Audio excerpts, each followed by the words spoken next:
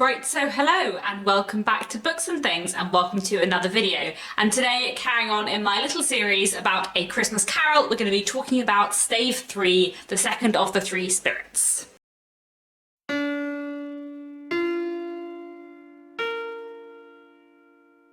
So if you don't know, I'm currently hosting a read-along of A Christmas Carol. I will leave all the links down below with the read-along schedule, and I'm making a video on each chapter of A Christmas Carol, just talking about it in a little bit more detail. So in Stave 3, Scrooge is visited by the ghost of Christmas Present, who comes into his house, fills his house with Christmassy things, and then the ghost takes Scrooge through various different scenes at kind of present-day Christmas, showing him what lots of different people are doing at Christmas.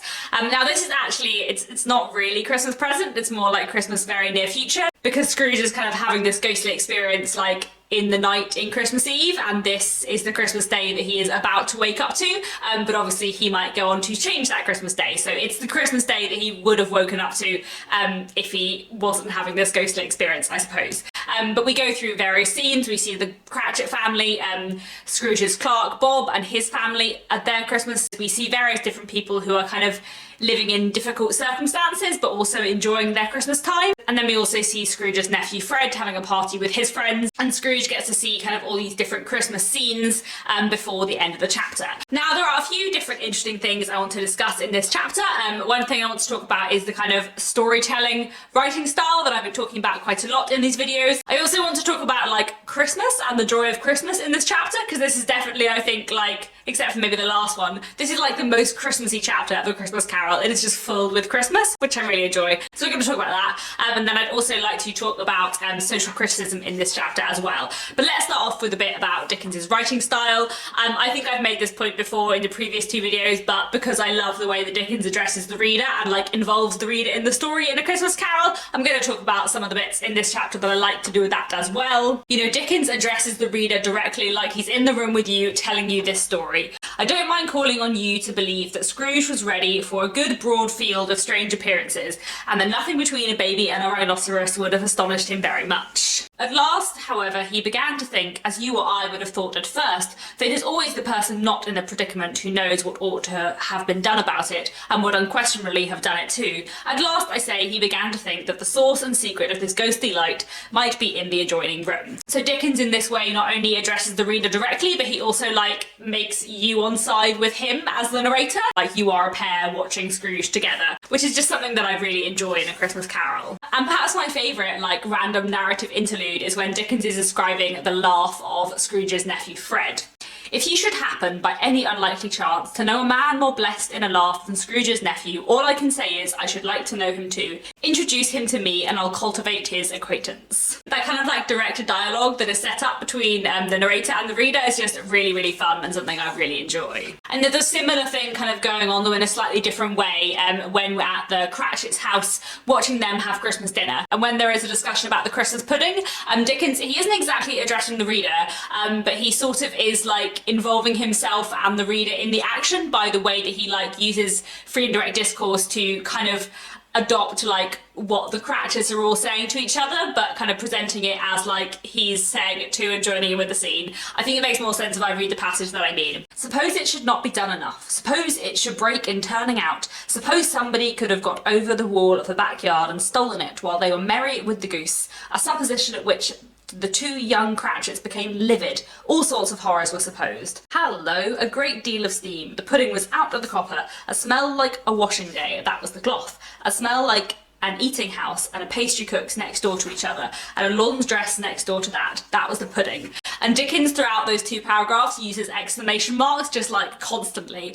So it's a kind of different writing style, a different like change of pace, where you can see that like this is what all of the Cratchits are saying to each other, but it's also like Dickens saying it because he's getting involved in the scene as well, if that makes sense. It's just another element of Dickens's narration in A Christmas Carol which makes it really have that like oral storytelling vibe that I really, really love. Now let's talk about Christmas, because this chapter is just filled with Christmas. And one of the things I think is really fun about reading Christmas Carol as a modern reader, probably all the more in fact if you're British, is that you can see like which Christmas traditions still exist, which are mentioned in A Christmas Carol and which don't, and how things have changed, but also what like is still important in like national celebrations of Christmas, so I think that's quite fun, and one thing that I always enjoy reading about A Christmas Carol. I also really enjoy the vast quantity of food that is described in this chapter, because I feel like I certainly associate Christmas with a lot of food, and it's really good fun. There's also a lot of wonderful lists in this chapter. Dickens loves a list, and I really, really like a list as a descriptive technique. I know not everyone does. I feel like the two things about Dickens's writing style that people don't get on with is, one, his very long sentences, and two, his obsession with long lists of things. But I really like a list, and I really enjoy the lists in Dickens when he's talking about Christmas. So here's what Scrooge sees when he comes in to the other room of his chambers, and he finds the ghost of Christmas present there, surrounded by Christmassy things. It was his own room, there was no doubt about that. Side note here, I really like that line because it echoes back to like the very start of A Christmas Carol when we're told that there was no doubt that Marley is dead, and here there's no doubt it's Scrooge's own room, but of course things are more complicated and supernatural than that. Anyway, it was his own room, there was no doubt about that, but it had undergone a surprising transformation. The walls and ceilings were so hung with living green that it looked like a perfect grove, from every part of which bright gleaming berries glistened. The crisp leaves of holly, mistletoe and ivy reflected back the light, as if so many little mirrors had been scattered there, and such a mighty blaze went roaring up the chimney as that dull petrification of the hearth had never known in Scrooge's time or Marley's, or for many and many a winter season gone. Heaped up on the floor to form a kind of throne were turkeys, geese, game, poultry, brawn, great joints of meat, sucking pigs, long wreaths of sausages, mince pies, plum puddings, barrels of oysters, red-hot chestnuts, cherry-cheeked apples, juicy oranges, luscious pears, immense 12 cakes, and seething bowls of punch that made the chamber dim with their delicious steam. In easy state upon the couch there sat a jolly giant, glorious to see. So a few fun things here. One, I enjoy Dickens' use of a list there, to explain how festive and filled with food this room is. Obviously it's interesting, like within the list of food and what is considered Christmassy in the Victorian period, like obviously turkeys and sausages and mince pies and chestnuts are still considered very Christmassy, whereas now no one would ever consider oysters to be Christmassy, and like no one talks about eating plum puddings at Christmas anymore, although plum pudding is actually just like a kind of cake or pudding with dried fruit in, because plum at this point in time just meant like dried fruit in general, strangely. So a Christmas pudding, I think, is a kind of plum pudding. I think that's right. 12 cakes, if you don't know, were little cakes that were made for children on the 12th night, because at this point in time, Christmas like celebrations mostly went from like Christmas Eve to the 5th of January. I feel like now, at least in the UK, there's lots of like Christmas traditions and festivity up to like Christmas Day and maybe just about up to New Year, and then there's none. Whereas in the Victorian period, the Christmas holidays were like a longer time period. And another thing worth mentioning about all the like greenery in the room is that like hanging mistletoe and ivy and holly around the room is like a much older tradition within Britain than Christmas trees, which mostly came around through Queen Victoria, although not, as a lot of people think, by the fact that her husband Prince Albert was German. It was more actually to do with the fact that Queen Victoria's mother was German, so she had Christmas trees like in her childhood. So Christmas trees did become like a thing in the Victorian period, but this book, A Christmas Carol, is from 1843, so it would be more likely that in someone's house, rather than having a Christmas tree, they would have like bits of greenery hung up, which is more like what's going on here. Anyway, moving on to other Christmassy things, let's talk about the description of the ghost of Christmas present. "I am the ghost of Christmas present," said the spirit. "Look upon me." Scrooge reverently did so. It was clothed in one simple deep green robe or mantle, bordered with white fur. This garment hung so loosely on the figure that its capacious breast was bare, as if disdained to be warded or concealed in any artifice. Its feet, observable beneath the ample folds of the garment, were also bare, and on its head it wore no other covering than a holly wreath, set here and there with shining icicles. Its dark brown curls were long and free as its genial face, its sparkling eye, its open hand, its cheery voice, its unconstrained demeanour, and its joyful air. Girded round its middle was an antique scabbard, but no sword was in it, and the ancient seat was eaten up with rust. So a few things here that I think are interesting. One is the fact that I really like that the ghost of Christmas present has a scabbard but no sword, and he doesn't have a sword because he's like a bringer of peace, so he doesn't need to have anything to fight with. I just think that's like a really nice small detail. And another thing I think it's worth saying is that like the Ghost of Christmas Present is basically Father Christmas. And I feel like because now our image of Father Christmas is always in red and with a white beard, I feel like you don't necessarily immediately make the same connection, but like this is very much a Victorian idea of Father Christmas. So like before the 20th century, I think Father Christmas was usually depicted in green, or certainly like was depicted in either green or red. So this image of this like cheerful spirit in green is much more like akin to a Victorian idea of Father Christmas. And so a Victorian reading this would like recognise the idea of Father Christmas in this figure. Anyway. Let's talk about other Christmassy things going on in this chapter because I really enjoy all the Christmas things. I love the description of the shops on Christmas morning. Another interesting thing, in the Victorian period, shops were open on Christmas Day, or at least on Christmas morning. You can see in this chapter that they're all open and then they close like when it's time to go to church, which is what would have been done on Christmas Day. Whereas now in the UK, most shops are shut on Christmas Day, except for maybe a few corner shops. It's quite fun to read the descriptions of all the shops on Christmas morning. And we have more wonderful, glorious descriptions of Christmassy food. The fruitiers were radiant in their glory. There were great round pot-bellied baskets of chestnut, shaped like the waistcoats of jolly old gentlemen. There were ruddy brown-faced broad-girth Spanish onions. There were pears and apples clustered high in blooming pyramids. There were bunches of grapes. There were piles of filberts, mossy and brown, recalling in their fragrance ancient walks amongst the woods, and pleasant shufflings ankle-deep through withered leaves. There were Norfolk biffins, squash and swarthy, setting off the yellow of the oranges and lemons, and in the great compactness of their juicy persons, urgently entreating and beseeching to be carried home in paper bags and eaten after dinner. There's a lot more to that paragraph. I didn't read everything in that long paragraph, but it's a big description of all the food and all the fruit in the fruit shops on Christmas morning, which I think is just kind of like lovely and delightful. And I really like, again, that there's lots of chestnuts, which is still considered kind of Christmassy, but what is really Christmassy about Spanish onions? What are Spanish onions? I don't know, but it's kind of just fun to read about. I don't want to be here forever, so let's not spend too long talking about the Cratchit's Christmas dinner, but I do really enjoy the scene and all the festivities of it. And it's significant that they have goose, not turkey. Goose and turkey were both traditionally eaten at Christmas at this point in time, but turkey was more expensive than goose, so the fact that they have goose is because they don't have as much money. And we're told that two smaller Cratchits, boy and girl, came tearing in, screaming that outside the baker's they had smelt the goose and known it for their own. What's going on here is that the Cratchit's goose is being baked at the baker shop down the road because they don't have an oven. They're not wealthy enough to have an oven. They only have a hob, which you might call stovetop, depending on where you are in the world. I feel like the term hob is relatively British. Anyway, so the Cratchits only have a hob, but they only can like boil stuff, and they can't bake stuff or roast stuff at home, so their goose for Christmas is being cooked at the baker shop and then is brought home, and then the other things that they have to go with the goose they are able to make at home. So they have mashed potato rather than roast potatoes, then they also have gravy and applesauce as well, and they also have the Christmas pudding, which they are steaming outside in their backyard. The reason why the Christmas pudding is said to smell like washing day and an eating house and a pastry cook and a laundresses is because they're like steaming it in the place that they would usually do their laundry. What else can I say about the Cratchit's Christmas dinner? I feel like it is a very iconic Christmassy Dickens scene. Like, I always find it interesting because Dickens has his reputation for being this really like, not exactly like a domestic novelist, but like a novelist who really kind of triumphs and champions and like worships domestic family life.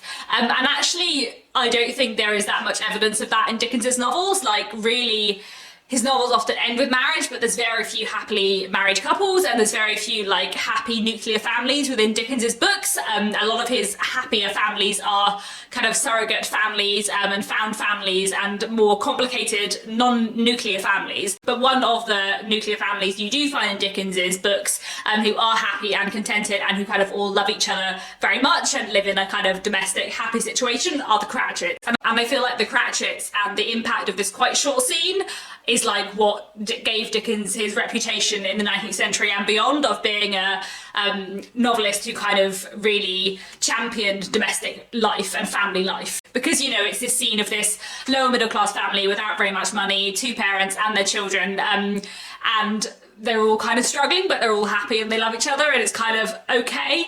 And I feel like it's almost like this scene alone that's given Dickens like that reputation, which I feel like tells you quite a lot about the power of that scene. And we also see Christmas celebrated in lots of different places. The ghost takes Scrooge to a mining community, he takes him to a lighthouse, he takes him to a ship, to see various people kind of celebrating Christmas in their own different ways. And we'll also go to Fred's house, Scrooge's nephew, to see their Christmas party, which I enjoy. And one of the things I quite enjoy about this is to see like all their games, because I think it's just really historically interesting. They play Blind Man's Buff, they play Forfeits, they play Yes and No, which I think is basically 20 questions, or what I would call 20 questions. And it's just quite fun to see a kind of quite different Christmas party in a quite different setting to the Cratchits. So this is much less of a like traditional nuclear family Christmas day, but it is a kind of family and friends having a nice Christmas party. So I find that scene really nice as well. And the ghost takes Scrooge through various different Christmas things happening on various different days around the Christmas period. Dickens writes, "It was a long night if it were only a night, but Scrooge had his doubts of this because the Christmas holidays appeared to be condensed into the space of time they passed together." And he says that the ghost is looking older, just as they had left a children's 12th night party. So that tells us that not only have Scrooge and the ghost been seeing what's been happening on Christmas Day, they've also been like observing various different things going on every day leading up to the 12th night, the 5th of January. The other thing I wanted to talk about in this chapter is social criticism, because I feel like Stave 2, when the ghost of Christmas past visits, what it's mostly concerned with is about Scrooge's past, his individual personal past, the way that he has treated people in his life.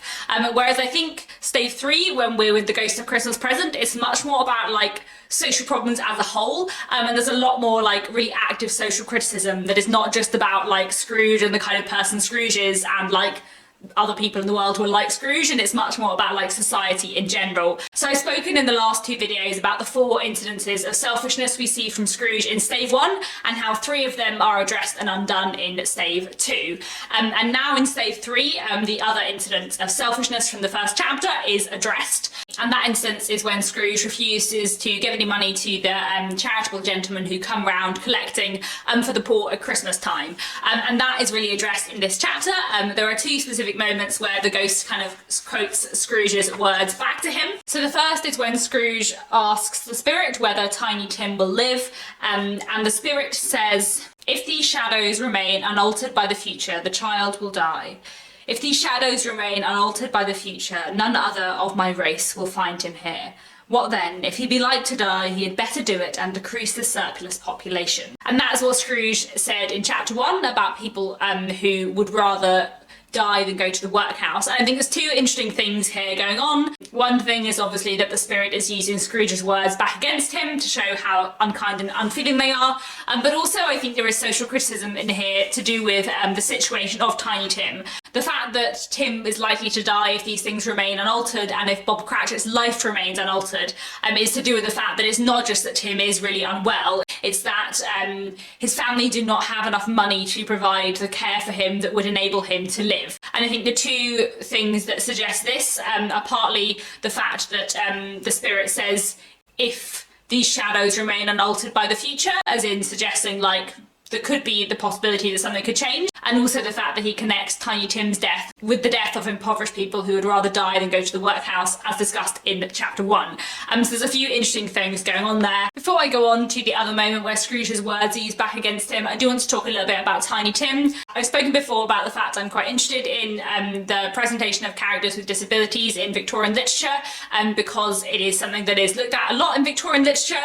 Dickens writes a lot about disability, but Tiny Tim is probably one of the less 3D characters with disabilities in Dickens's work, although to be honest, like everyone in A Christmas Carol is not super 3D. Part of the point of A Christmas Carol is that everyone is sort of a type, and Tiny Tim is presented in this sort of like angelic way, which is not super uncommon within Victorian literature. Within Victorian discourse, there is sometimes this idea that like people who are very unwell and who, like Tiny Tim, don't have a very good life expectancy are like almost angelic because they're sort of closer to death and therefore they're closer to heaven. So this is an idea you see in lots of Victorian books, and I think it's an idea that you sort of see in the presentation of Tiny Tim. The fact that he is so kind and well behaved, the fact that he is the one who says at last, after the rest of their family have said God bless us, he says God bless us everyone, almost as though he has like more right to ask God to bless people than the others around him, because within this Victorian idea he is sort of like closer to heaven than those around him. I also also really like the sort of upbraiding the ghost gives Scrooge about what he said about the surplus population before. He says, "Forbear that wicked cant until you have discovered what the surplus is and where it is. Will you decide what men shall live and what men shall die? It may be that in the sight of heaven you are more worthless and less fit to live than millions like this poor man's child." And I think there is something quite powerful and important in the fact that, like, basically what the ghost is saying here is that, like, Tiny Tim has more right to live than you, Scrooge, because he's a better person than you.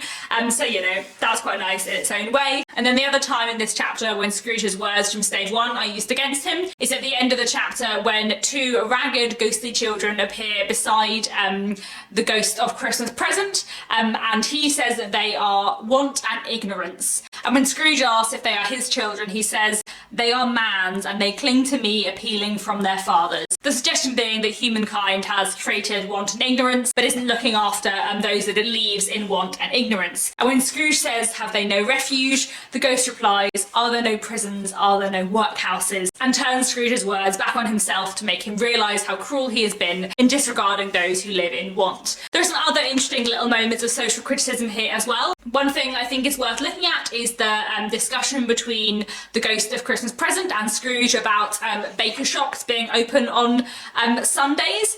So as I mentioned earlier, the Cratchits cook their goose at the baker's shop because they don't have an oven of their own. And that was something that was done a lot in the Victorian period because a lot of people in kind of working class families and lower middle class families didn't have ovens at home, so they would cook meat. If they needed to bake or roast it, they would do it at the baker's shop. And the only time when they had time to go to the baker's shop when they weren't at work would be on a Sunday. Actually, that's probably where the like Sunday roast tradition comes from.